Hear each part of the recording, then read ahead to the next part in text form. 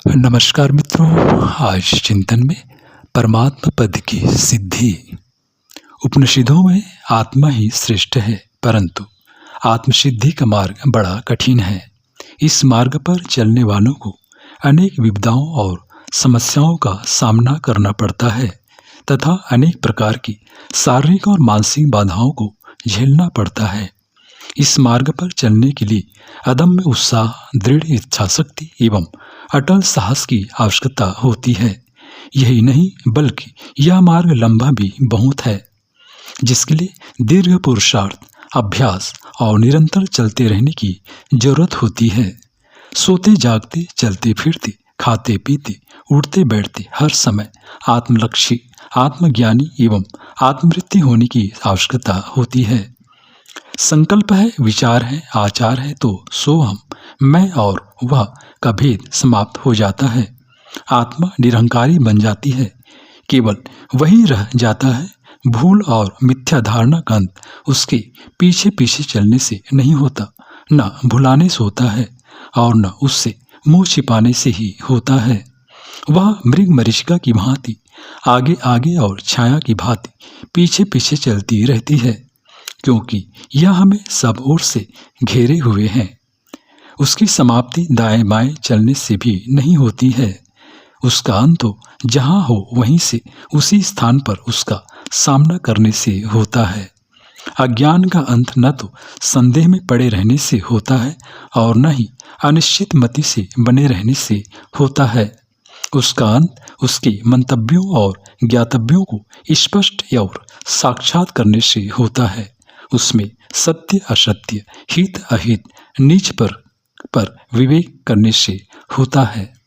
मोह का अंत परंपरागत भावों की सिद्धि वृद्धि करने से होता है। तृष्णा और वासना को हृदय में बसाने से नहीं होता है। मोह का अंत मुग्धाकार भावों की मूर्ता देखने, उसकी निंदा, आलोचना और प्रायश्चित करने से होता है। उनकी गति का निरोध और संवरण करने से होता है। उन्हें अहिंसामय बनाने से होता है। इस तरह सांसारिक कारणों का अंत प्रवृत्ति से नहीं, निवृत्ति मार्ग से होता है। इसके साथ साथ यह भी सत्य है कि आत्मसिद्धि का मार्ग केवल निषेध, संवर और संन्यास रूप नहीं है, बल्कि यह विधि रूप भी है। निषेध, संवर और संन्यास आत्मसिद्धि का पहला सोपान है, साधक पाद पीठिका है। इसमें अभ्यस्त होने से आत्मा सिद्धि मार्ग पर आरूढ़ रहने में समर्थ हो जाती है। वह स्थिर, उज्जवल और शांत हो जाती है। लेकिन इतना होने के बावजूद काम नहीं चलता है। मिथ्यात्व, अज्ञान और मोह का समूल नाश नहीं हो जाता, क्योंकि ये अनादिकाल से अभ्यास में आने के कारण अंतश्चेतना की गहराई में बैठ गए हैं, जो किसी भी समय फल फूल सकते हैं। वे कारण ही आत्मा को दिग्न, भ्रांत और अशांत बना देते हैं। जब तक उनके गुप्त संस्कारों का अंत नहीं हो जाता, तब तक संसार चक्र का अंत नहीं होता। इन संस्कारों को समाप्त करने के लिए निषेध के साथ विधि को जोड़ना पड़ता है। प्रमाद छोड़कर सदा सावधान और जागरूक रहना पड़ता है। समस्त परंपरागत भावों, संज्ञाओं और वृत्तियों से अपने को पृथक करना पड़ता है।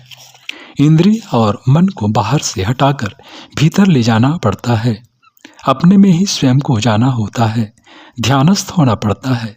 यह मार्ग आत्मश्रद्धा, आत्मबोध, आत्मचर्या का मार्ग है। सत्य पारमिता, प्रज्ञा पारमिता, शील पारमिता का मार्ग है। सत्य दर्शन, सम्यक ज्ञान और सम्यक चरित्र का मार्ग है। यह एक ऐसा मार्ग है जो गहरे से गहरे बैठे हुए संस्कारों को जीर्ण और ध्वंस कर उन्हें जागृत और सचेत बना देता है। आत्मसिद्धि का यह मार्ग किसी बाह्य विधि विधान, क्रियाकांड, परिग्रह, आडंबर में नहीं होता। यह किसी भाषा, वाक्य, ग्रंथ में नहीं रहता।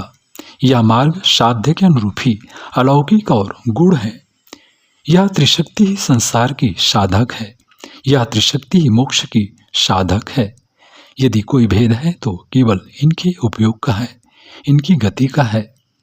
यदि शक्तियों को बाहर से हटाकर अंतर्मुखी बना दिया जाए, इन्हें परसिद्धि के बजाय आत्मसिद्धि में लगा दिया जाए, इन्हें बाह्य उद्देश्य, बाह्य ज्ञान और बाह्य उद्देश्य आत्मज्ञान और आत्म पुरुषार्थ में बदल दिया जाए तो यह त्रिशक्ति संसार की इस पार से उस पार के जाने वाली होती है। यह मोक्ष का आधार बन जाती है, मृत्यु के बजाय अमृत प्रदाता हो जाती है। यह त्रिशक्ति आत्मा में ही रहती है, आत्मरूप है यह।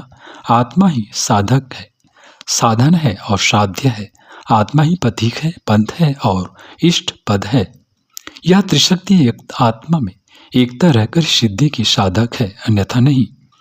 जिस प्रकार इनकी बाह्यमुखी एकता संसार की साधक है, उसी प्रकार इनकी अंतर्मुखी एकता मोक्ष की साधक है। संसार में किसी भी प्रकार की सिद्धि केवल उसकी कामना करने से नहीं होती, केवल उसका बोध करने से नहीं होती, बल्कि कामना और बोध के साथ पुरुषार्थ जोड़ने से होती है। परमात्मा पद की सिद्धि केवल उसकी श्रद्धा रखने से, केवल उसे जान लेने से नहीं होती, बल्कि आत्मश्रद्धा और आत्मज्ञान के साथ आत्म पुरुषार्थ जोड़ने से होती है। जो साधक परमात्मा पद को अपना उद्देश्य बनाता हुआ आत्मज्ञान से उसे देखता और जानता हुआ आत्म पुरुषार्थ से उसकी ओर विचरता है, वही सत्य मार्ग है, वही जीवन पथ है, वही धर्म है, धर्म मूर्ति है, धर्म तीर्थ है, धर्मावतार है। उसके समस्त संशयों का उच्छेद हो जाता है, सारी तृष्णाएं शांत हो जाती हैं। मित्रों, वही आत्मज्ञानी, आत्मलक्षी और निरंकारी है। उसके लिए शत्रु क्या, मित्र क्या, जन्म क्या, मरण क्या, मृत्यु उसके लिए मृत्यु नहीं, वह मृत्यु का मृत्यु है, मोक्ष का द्वार है। यह सब अनासक्ति, समर्पण एवं भक्ति भाव से ही संभव होता है।